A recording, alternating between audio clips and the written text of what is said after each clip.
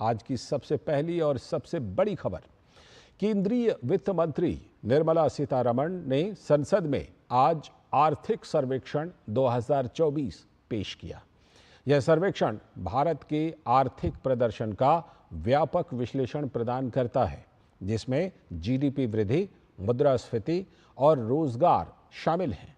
वित्त मंत्री कल बजट पेश करेंगी।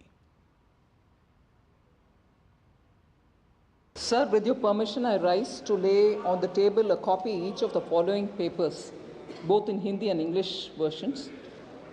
Economic Survey 23-24, Economic Survey 23-24 Statistical Appendix. और आर्थिक सर्वेक्षण 2024 को वित्त राज्य मंत्री पंकज चौधरी ने राज्यसभा में पेश किया। चौधरी।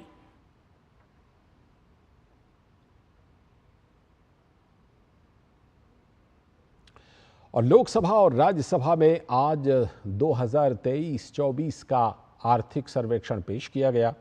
तो देश के मुख्य आर्थिक सलाहकार वी अनंत नागेश्वरन ने जानकारी देते हुए कहा कि देश में मुद्रास्फीति पूर्ण रूप से नियंत्रण में है। Inflationary pressures under control in the previous 3 years. The deviation of inflation from the target of 4% is the lowest in India, and the headline inflation rate is coming well within the band and should come to below 5% in the current financial year. And of course, you all know that the core inflation is running well below 4%. Both a slew of administrative measures and monetary policy combined to make sure that inflation never got out of hand. And compared to many other nations, the fact that we had a very small deviation from our target was facilitated by the proactive both fiscal and non-fiscal administrative measures and monetary policy measures taken. और साथ ही मुख्य आर्थिक सलाहकार we अनंत नागेश्वरन ने कहा कि देश की अर्थव्यवस्था में गति है। उन्होंने कहा कि पिछले 3 सालों में देश की औसत वृद्धि दर 8% के करीब रही है।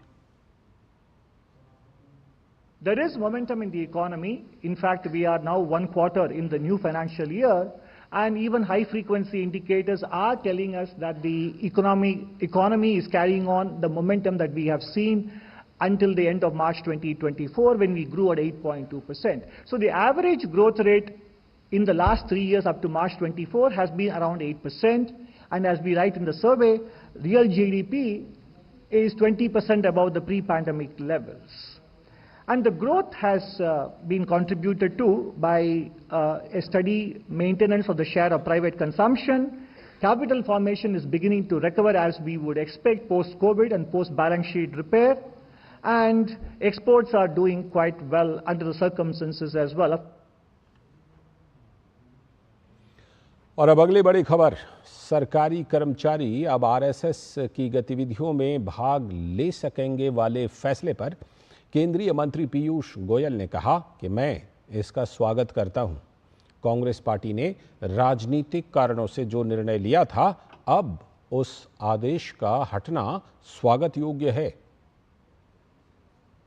राष्ट्रीय स्वयंसेवक संघ पर जो प्रतिबंध था कि सरकारी मुलाजिम उसमें भाग नहीं ले सकते हैं, उसको जो हटाया है, मैं उसका स्वागत करता हूं।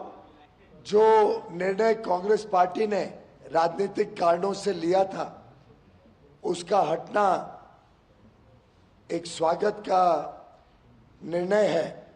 और मैं समझता हूं ये इस प्रकार के देशभक्त और सामाजिक संस्थाओं के ऊपर कांग्रेस पार्टी की सोच जो लगातार नकारात्मक रही है, कांग्रेस पार्टी का रवैया जो राष्ट्रवादी और देशभक्ति के खिलाफ रहा है,